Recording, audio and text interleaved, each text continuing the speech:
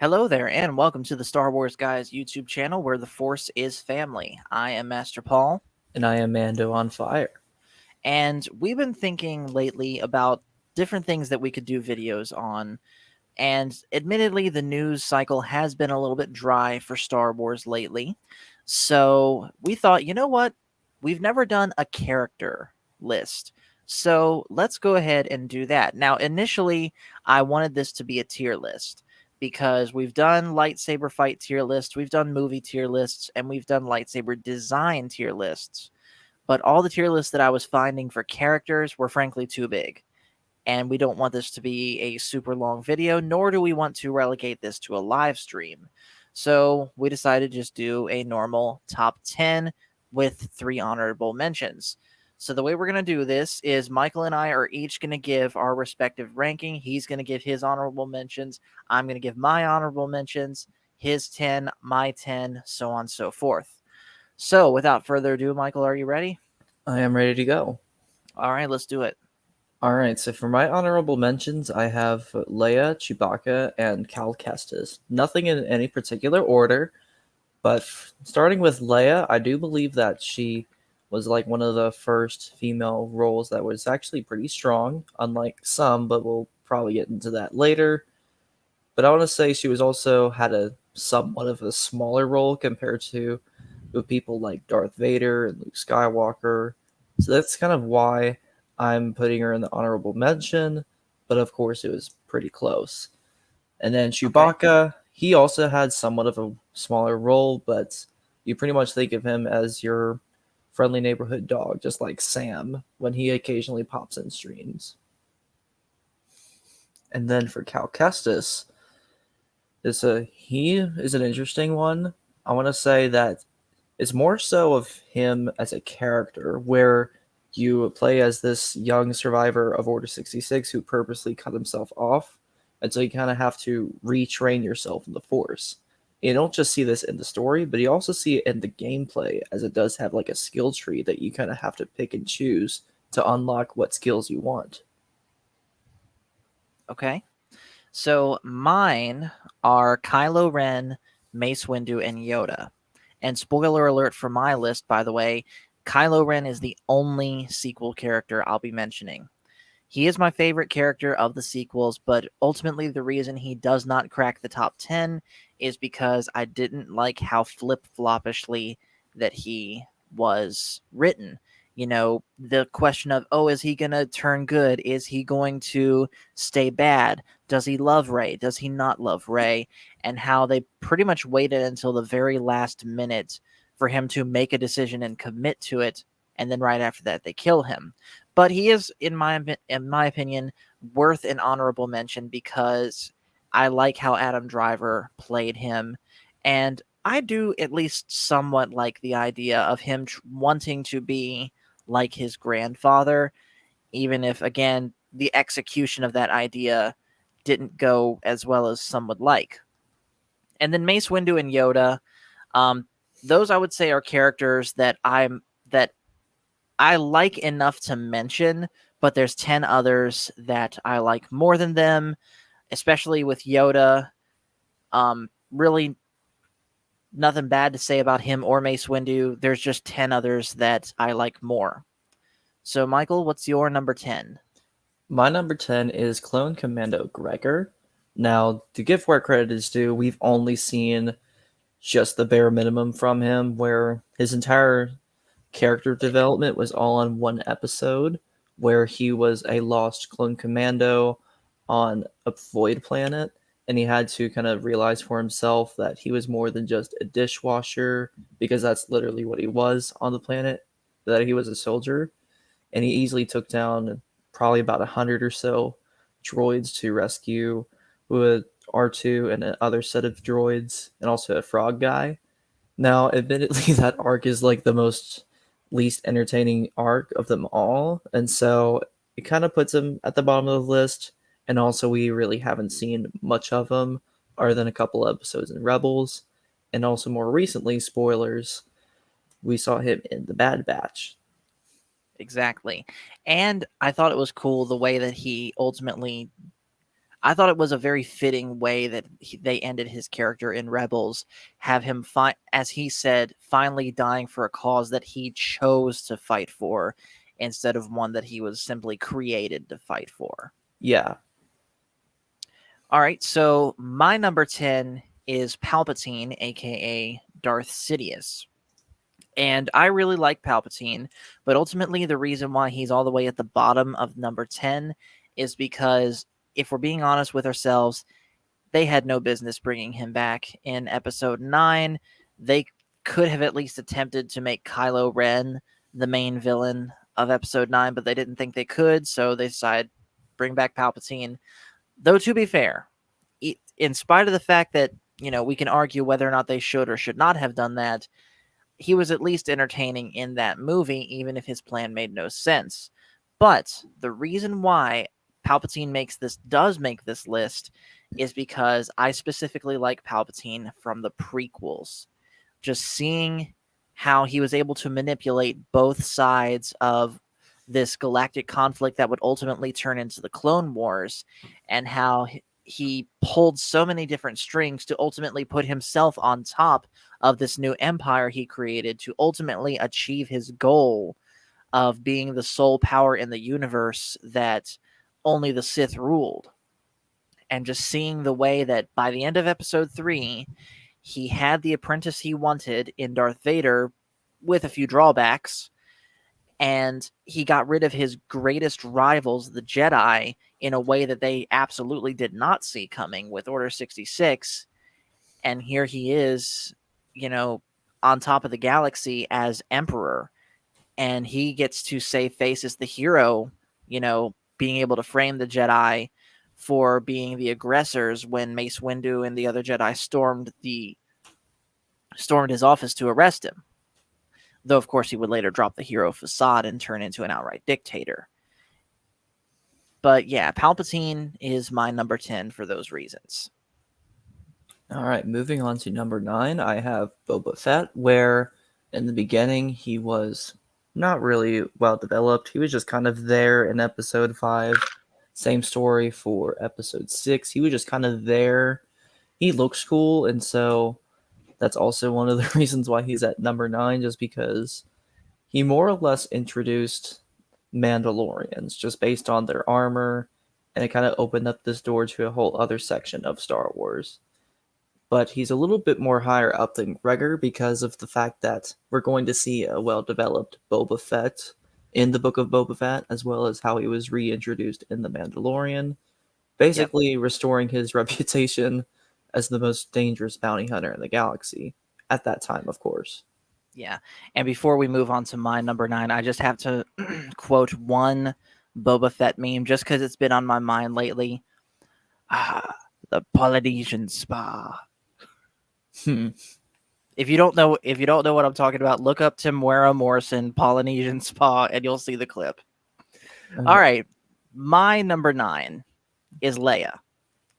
Leia is, according to this list, my second favorite female character in all of Star Wars. And honestly, the biggest thing that I liked about her is how Carrie Fisher played her and the attitude that Carrie Fisher gave that character.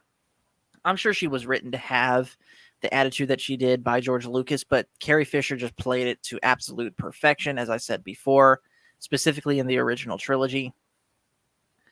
And she was absolutely she was one of the strong female characters that today's strong female characters wish that they were, because she was competent enough to be able to handle herself in any situation, but she didn't have to prove it by steamrolling other male characters. Yeah, sure, she was the one that thought of the escape in the garbage chute, to get her and Luke and Han out of that shootout. Oh, and Chewie, I forgot about him. To get them out of that shootout in the Death Star cell block.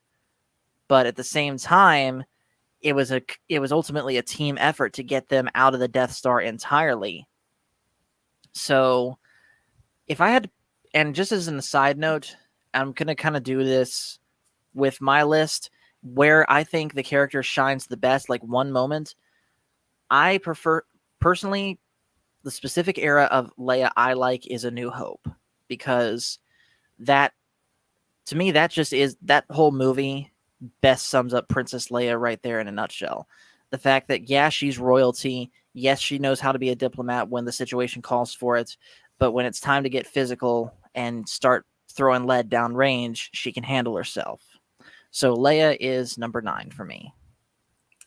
All right, so moving on to number 8, I have Captain Rex, which is like my second favorite clone, on just below Gregor. Admittedly, come at me in the comments, but I want to say it's just because he was the most influential of the clones. He's like the very face of the Clone Wars, debatably. And he actually had a lot of good arcs, especially in the Umbara arc, where a certain individual, we will not say the unholy name. Spoilers for our top 10 least favorite Star Wars characters list coming soon. Yeah. So, we're not going to say his name, but basically he kind of led this thought of like, what is a good soldier? Do good soldiers just simply follow orders, or do they think for themselves and ultimately make the best decision given any sort of circumstance? And then we also kind of see him resist Order 66 back in the season 7 of the Clone Wars, which I thought was pretty cool. Overall, he's just a very cool character, and also the fact that we got to see him again in Star Wars Rebels and have him outright confirmed to have been there in the Battle of Endor. He was that one guy with the beard and the camo Yep. armor. And Not so to, even not to mention he also just recently appeared in the Bad Batch, and he was the one that ultimately helped the Bad Batch get their inhibitor chips out. yeah, overall he's just a pretty cool clone. Even though he's like a standard Gen 1 clone, he's pretty cool. Yep. And then my number 8 is Han Solo. Han Solo is just straight up cool. That is why I like Han Solo, because he's cool.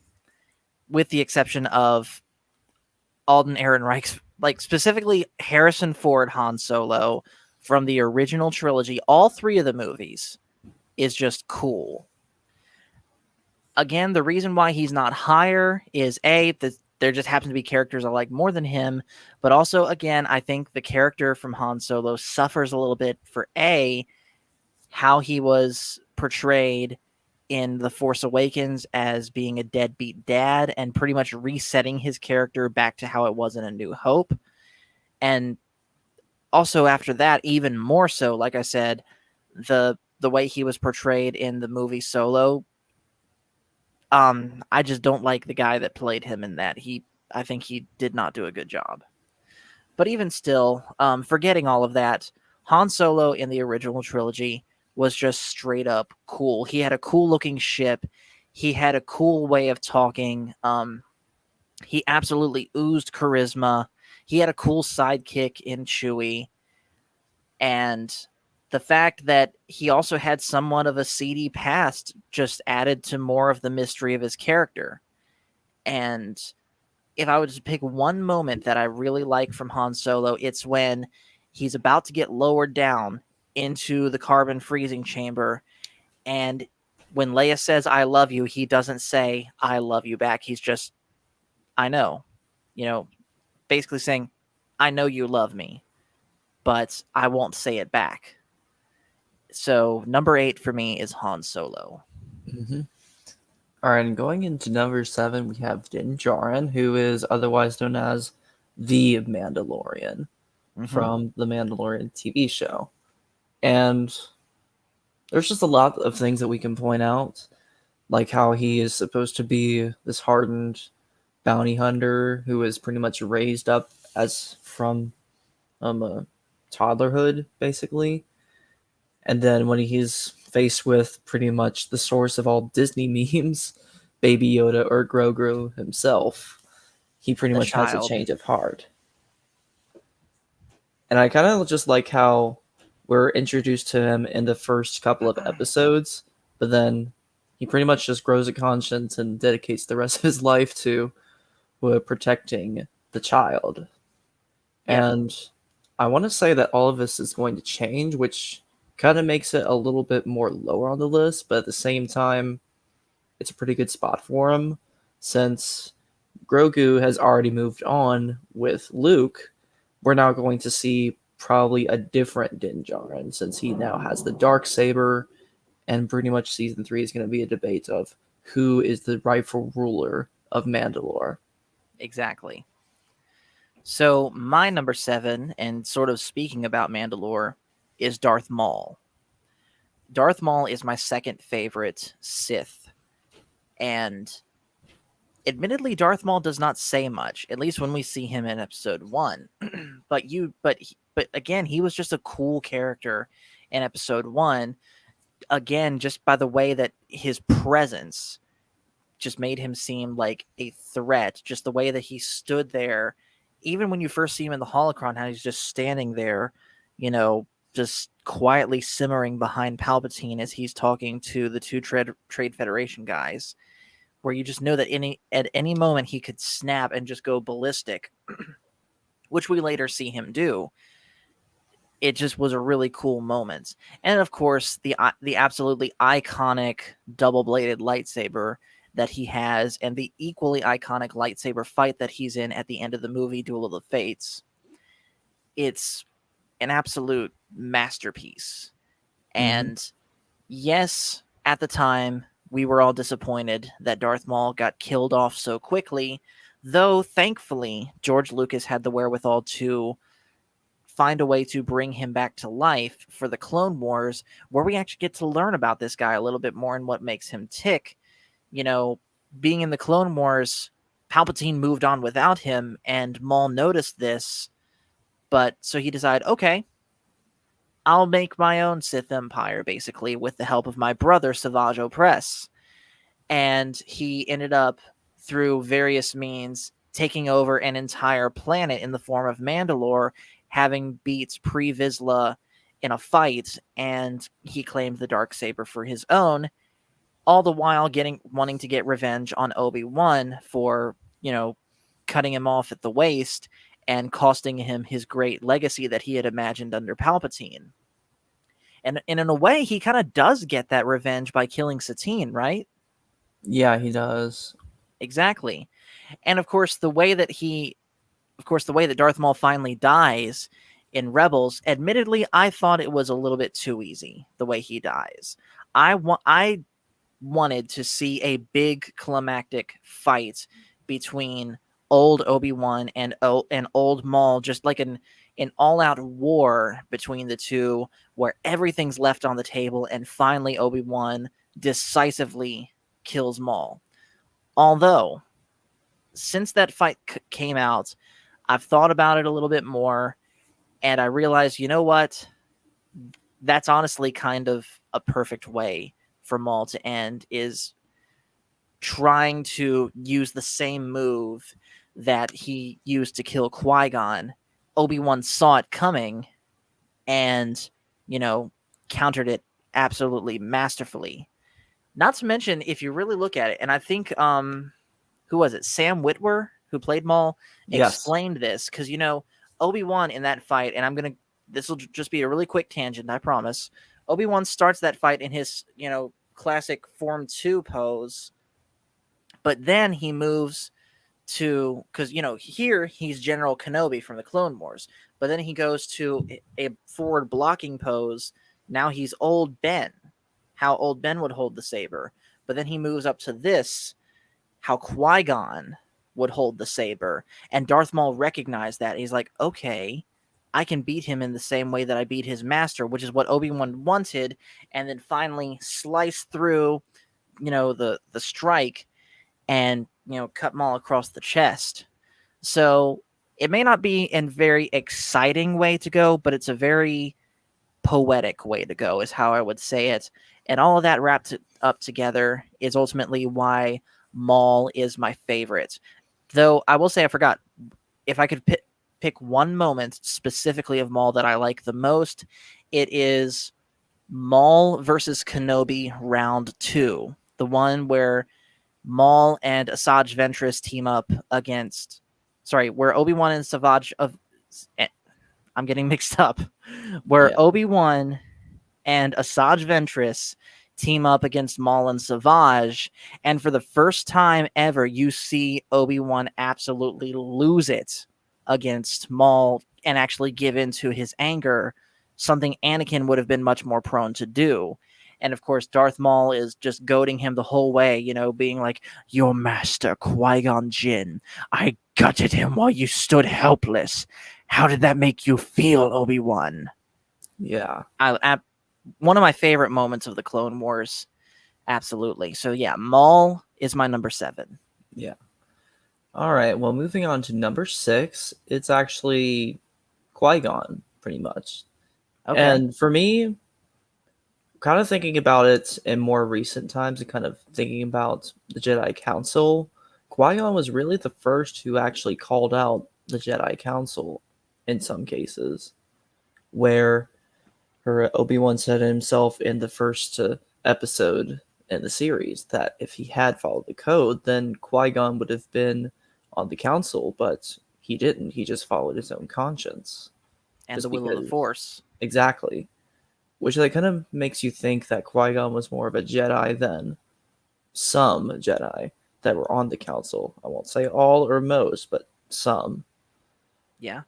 And then we also hear just a little bit of dialogue, and despite what kind of negative emotions you have, you get a feeling of what exactly the Force is and what connects a person to the Force in the form of midi-chlorians.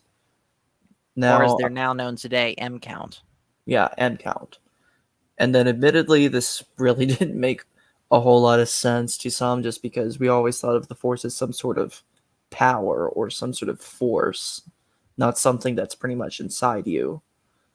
But almost kind of thinking about it, it almost kind of makes sense just because each person is created differently, and so not everyone is going to have the same M count, so their connection to the Force can be different. And also, we do see how Qui-Gon unapologetically wants to take in Anakin as his Padawan, but of Yep. course he doesn't get to do that, but he recognizes it's the will of the Force, which goes back to what I was saying, makes him a better Jedi than some. Exactly. So my number 6 is Qui-Gon's master, Count Dooku. Count Dooku is my favorite Sith. Though, spoiler alert, there is one Sith that I have ranked higher than him, and I'll get to why here in a minute. But Count Dooku is my favorite Sith just because he's so different than other Sith are. Yeah, because he's more gentlemanly in how he operates. Yeah, sure, he uses the dark side and he can absolutely be cruel and sadistic, but he only does it when he absolutely has to. Otherwise, he's perfectly content to be an elder statesman that is basically the face of the separatist movement. And yet, when he pulls his lightsaber out, he's one of the best there is. Like, he absolutely mops the floor with Jedi Master Obi-Wan Kenobi twice in episode 2 and in episode 3, and he also absolutely mopped the floor with Anakin in their first fight. And it was only when Yoda showed up, his master, that he had to retreat, because he knew that even though Yoda was many times older than he was, Yoda still would have likely beat him if Count Dooku saw that fight out to the end. So, he needed to retreat. Mm-hmm. And of course, we see over the Clone Wars how Dooku leads the Separatist army, and he of course takes on Asajj Ventress as an apprentice, only to later betray her, which I thought was, probably the most Sith-like thing that he ever did, was betray his apprentice. And of course, ultimately he meets his end to Anakin in Revenge of the Sith in a way that mirrors the end of Return of the Jedi, as I've spoken about before. Plus, I really like Count Dooku because I really like, number one, his lightsaber, which again, I have right here, and I really like his fighting style. And of course, as the cherry on top, he's super fun to play as in Battlefront 2. So Mhm. for those reasons together, Count Dooku's number 6. All right, well, moving on to number 5. Now, mine is kind of a controversial one, I will admit. It is Rey. Just Rey. So that we can keep a fight it's from being happening in the comments. Wise choice. Just Rey. So, humoring me for this, just because we do need to give where credit is due, even though that Rey is not.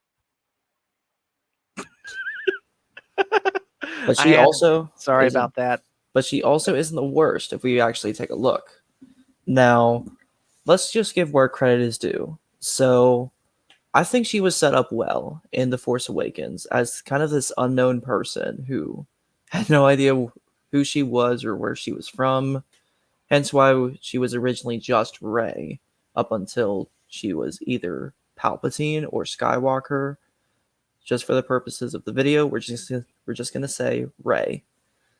But that kind of just adds to the whole mystery behind Rey, where I honestly was pretty cool with the idea of Rey taking up the Skywalker saber and seeing all these different visions and basically hearing all the Jedi. Like, I was cool with that. But then, admittedly, there came episode 8, which kind of just pulled a little bit more mystery, and also she had to kind of take matters into her own hands as a result of Jake Skywalker, which is fine, I guess.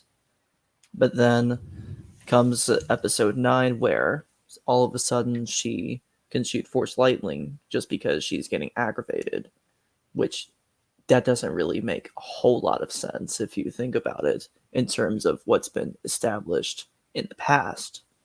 And also the fact that she was just thrown in as a Palpatine, where, funny enough, there's actually two different statements from Kathleen Kennedy and Daisy Ridley, where Kathleen Kennedy stated that she was supposed to be a Palpatine from the beginning, but Daisy Ridley actually stated that was not the case. Like, she didn't know up until episode 9 developments that Palpatine was going to be her grandfather.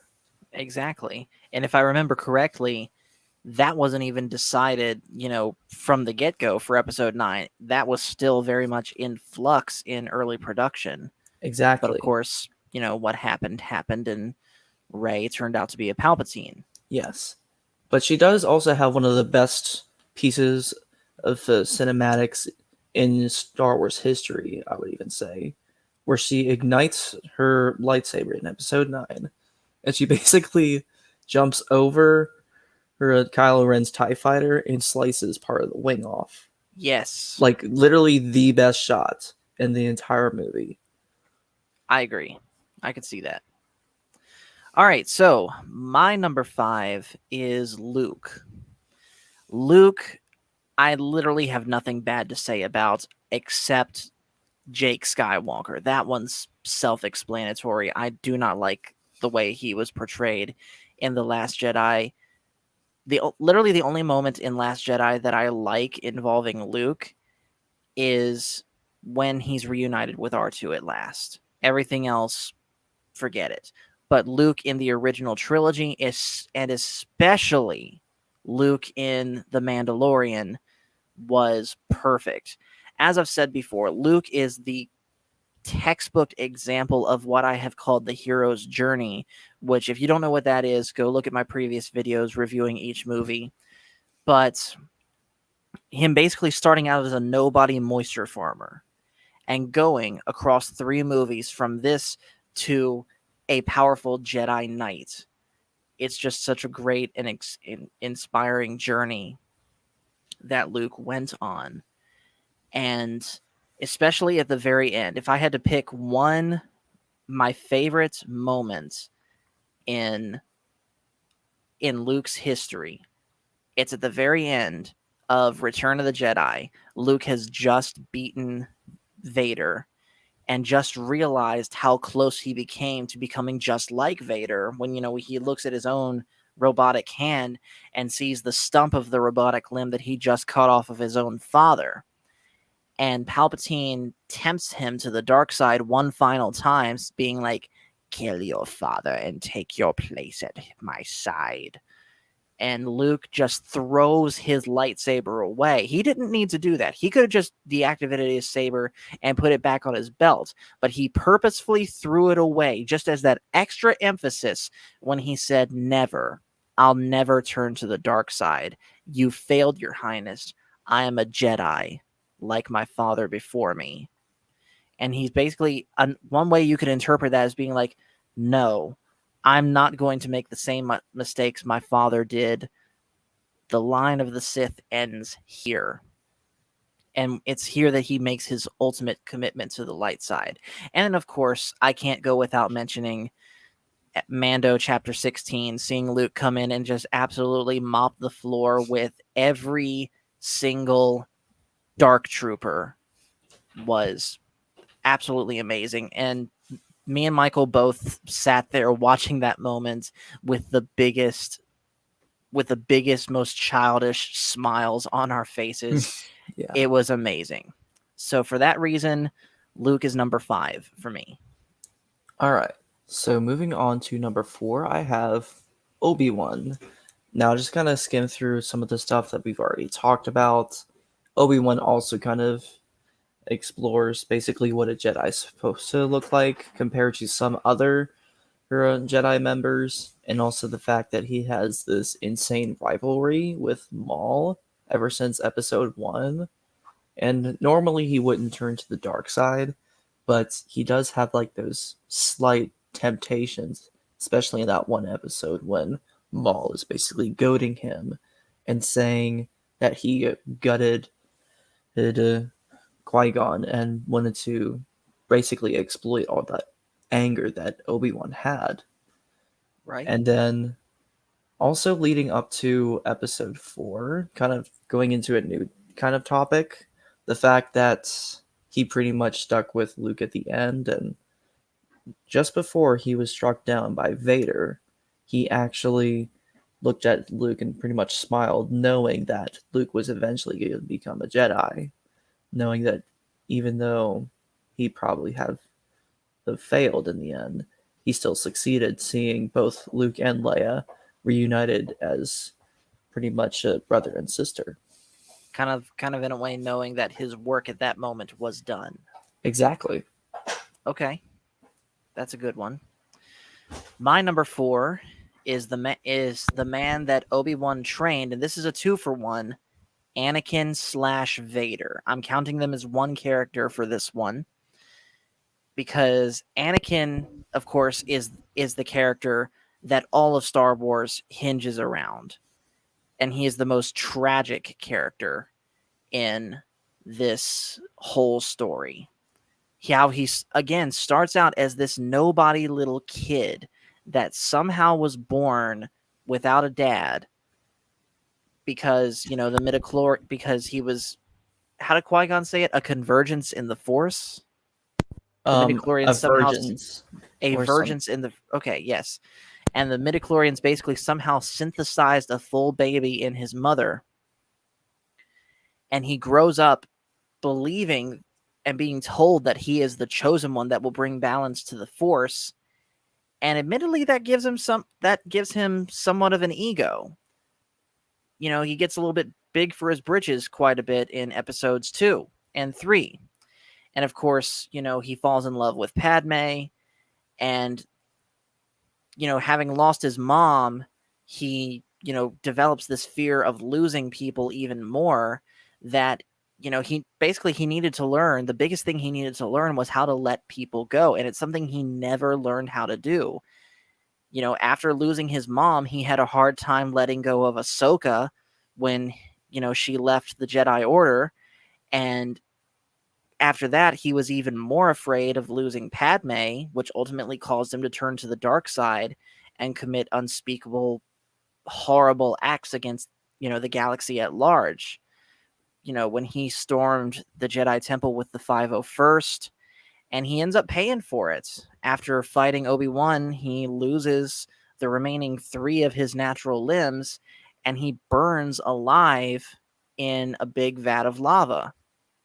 And then, of course, He's reborn as, Vader, the Vader that we know from the original trilogy, and he goes about being the Emperor's enforcer until he learns that he indeed has a son, and then the road to redemption begins again, and he dies as Anakin once again, having saved his son from the Emperor.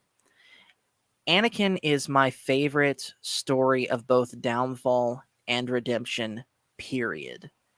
And if I had to pick, I'll be honest, I cannot pick just, I'm going to do two moments from Anakin that I really, really like.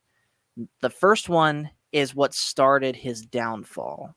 And that was when when he was there and he saw his mom pass away in his arms, and in sheer grief and anger, he kills, as he says, the men, women, and children of that Tusken Raider camp. And you see, the wheels of fate starting to move him toward becoming Darth Vader. But then also, the other moment that I like is when his path to redemption finally is, when it seals the deal, when he's standing there, having just been beaten by his son in a lightsaber fight, watching his master, who at one point was his only friend post episode 3, he's sitting there watching Palpatine shock Luke, hearing Luke call out for help, and eventually Anakin, in that moment, Vader dies and Anakin is brought back, and he fulfills the prophecy of destroying the Sith by, killing Palpatine and dying himself. So Anakin / Vader is number 4. All right. Well, moving on to number 3, we have Ahsoka, the apprentice Really? Because of. that's my number 3 also. All right. So this should be a quick one then. So Ahsoka being the apprentice of Anakin. Now, let's say that her beginnings were a little bit challenging, just Yes. because she was about 14 at the time that she was brought to Christophsis. She was pretty much just written off as like your typical angsty teenage girl for the most part. And the funny Or thing is more that, fittingly, or you could claim that maybe she was a character intended to get girls into Star Wars or kids. yeah.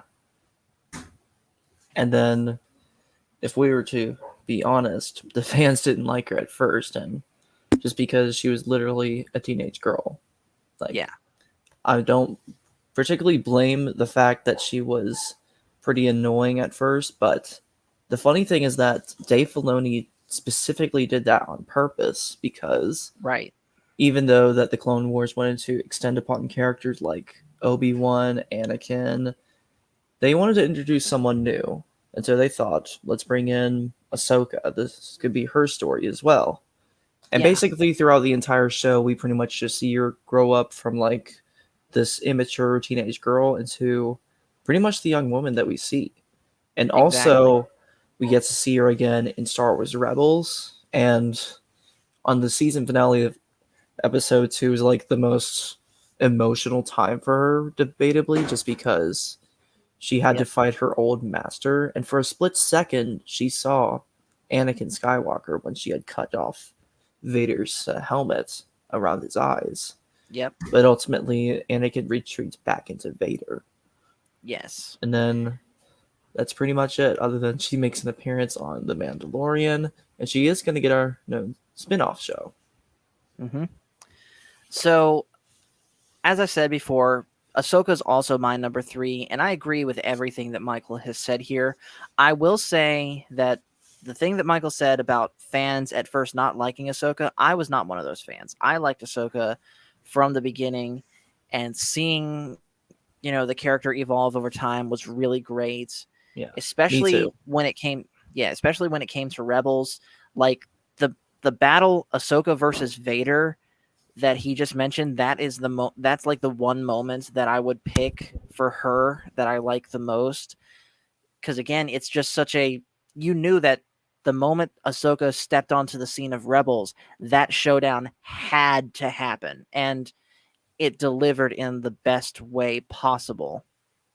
Now, I'll be perfectly honest with you. At the time, I thought that's where they should have killed her. I thought it would have been like the perfect tragic ending for Vader to have to kill Ahsoka. And I'll be honest, I thought they did. I don't know what that, mirage of her walking into the temple was, but I thought Vader had indeed killed Ahsoka. But of course, Ezra saves her through the veil of the Force. But yeah, like I said, that whole lightsaber fight was my favorite moments of Ahsoka, and I look forward to seeing what they do with her in the Ahsoka show. All right, so with that in mind, we are going to move to number 2, our favorite war criminal slash. I'm not going to say, well, yes, I am. Dictator, Darth Vader, and Anakin. I say war criminal just because there are popular memes going around on how Anakin committed several war crimes, I'm gonna have to look including at these. in season 7, where he commits a false surrender to one of the droid commanders just before being summoned by Ahsoka, who's going to go to Mandalore to pretty much have what is known as the Siege of Mandalore. Right. So, a whole lot of war crimes going on that flooded the internet. So, with that being said, just gonna go over a couple things that we've already established. He's like the most tragic character. He obviously has an ego, especially in his teenage years, just because he was brought up thinking, oh, I am the chosen one. I'm so big and bad. But then he, of course, loses his mom, makes him fear losing Padme. In fact, we even get to see this in Anakin a little bit more, where there's an arc in the Clone Wars where Obi-Wan had faked his death to I get remember closer with this. the bounty hunters. And Yep. obviously, the Jedi Council had decided at the time to not tell him because that would only burden him more, which that kind of creates more of a distrust between the Jedi Council and Anakin, as Palpatine had said previously. Mm-hmm. But then, of course, he eventually does turn to the dark side. He becomes the Emperor's enforcer. And also that scene in between Luke and Vader, where they're on Endor at that one base. And even though you can't really see what Vader's thinking just because he's wearing the mask, you can kind of think that he's having somewhat of regret for what he's doing, even though Yeah. he ultimately feels that he is completely irredeemable. But then later Exactly. he's proven wrong, of course. Yep. You and the line where he says, "There is no hope for me, son." That's not that's not said from the mindset of gloating or being proud of the fact that you are doing these evil things. That's a line of regret. Like, I truly wish I could come back with you, but I can't. I'm too far gone. But Mm-hmm. of course, we know what happens later in the movie. Yeah. All right. So what's your number 2? One last thing I'll mention about Anakin and Vader that I forgot to mention before I move on to my number 2, All right. the hallway scene in Rogue One. Exactly. Enough Yes. said. Like if I could pick another favorite moment of Vader, that's it. All right. Number 2 for me is Qui-Gon. And everything that Michael said already about him pretty much being what the Jedi were supposed to be, ultimately following the will of the Force as opposed to the will of their own desires and the will of the Republic. I agree with 100%. But ultimately, the reason why Qui-Gon makes number 2 for me is because he was like my first favorite Star Wars character. Like, he was my favorite Star Wars character before any of them all were. But ultimately, who replaced him, spoiler alert, my number one's Obi-Wan. But it's only by a very, very, very slim margin that Obi-Wan beats out Qui-Gon.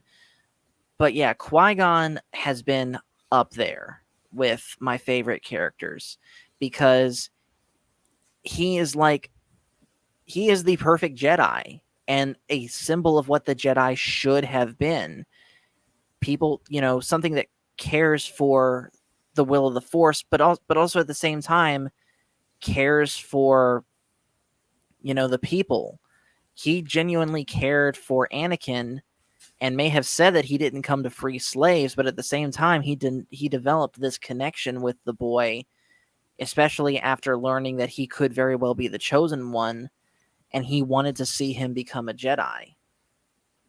And I firmly believe that if Qui-Gon had survived his duel against Darth Maul, he would have absolutely trained Anakin and probably would have been a better master for him than what Obi-Wan ended up being an actual father figure instead of what you might consider an older brother, as what Obi-Wan might have been. Mm-hmm. And if I could pick one moment that I like that just perfectly sums up Qui-Gon Jinn, it's right at the tail end of his fight with Darth Maul on Naboo. It's when Obi-Wan, Qui-Gon, and Darth Maul are each separated by those red energy fields, and you just see Qui-Gon deactivate his saber, get down onto his knees, and just calm himself. And that is just a great image of, again, what the ideal Jedi would have done in that situation. So Qui-Gon is my number 2. I've already said what my number 1 is, Michael, so you go ahead and say yours. All right, so it is actually Luke. And this is just because he, like Qui-Gon, pretty much paints a picture of what the Jedi is supposed to be. And in Legends, he, of course, holds the Jedi by this same standard of pretty much being better than what is known as the Old Republic, which was like the prequel era. And Right. so, with that being said, he, of course, has the hallway scene. He has that time with Grogu that we're probably going to see in Mando Season 3. And then he also kind of starts off as kind of like a whiny kid. Now, it's like a weird trend, like father, like son, I guess. Yeah. So, but then you kind of see him shift from when he first learns about who his father is, and then he slowly matures into pretty much one of the greatest Jedi that have ever existed. Yep. So yeah, like I said, my number 1 is Obi-Wan. And Obi-Wan makes number 1 for me specifically because of how he's portrayed in the prequels and the Clone Wars. No disrespect to Alec Guinness, he did a great job as Obi-Wan also. And I'll be honest, my favorite moment from Obi-Wan is how Alec Guinness, an Alec Guinness moment where, as you mentioned before, Michael, it's the moment where he's locking his saber against Vader, but then he sees Luke's getting away and he's like, "Good luck, kid. See you later." And he deactivates his saber and just lets Vader strike him down, knowing that his work is done. But aside from all of that, overall, I like Obi-Wan played by Ewan McGregor and how he was played in the Clone Wars more, just because he was the perfect Jedi for what the Jedi actually were. Now, we can debate whether that was a good thing or a bad thing all we want, but he pretty much was the textbook Jedi. And I'll be honest, I like the way that I like the Jedi of the prequels, even with their flaws. And Obi-Wan best exemplifies them the best. Someone that's very wise, very skilled in the Force, very skilled on the battlefield with a lightsaber. Mm-hmm. And he was and come on, he's funny too. He just has that perfect amount of sass that is perfect. Yeah. So, yeah, Obi-Wan is my number 1 favorite Star Wars character. And here's one last thing. He was actually known to be one of the weakest Jedi so far as how much of an M count he has. But he Exactly. didn't let that stop him. He pretty much let himself become the greatest Jedi that he could be. Yeah. And one of the greatest Jedi of that order, being on the Jedi Council. So yeah, that is our list for our top 10 favorite Star Wars characters. So thank you guys for watching this long video. Um, Perhaps maybe we'll do another top 10 here in the very near future. As I said, I'm sure we're going to do a top 10 least favorite Star Wars characters at some point, just because we've done our favorites. But Mm-hmm. yeah, let us know anything else you want us to do a top 10 on, and also include in the comments, put your 10 favorite Star Wars characters. Also, I would love to see what you guys think. So with that, we're going to go ahead and end this video. So thank you guys for watching. Hit like and subscribe if you haven't already. And as always, everyone, the Force is family. See you guys later.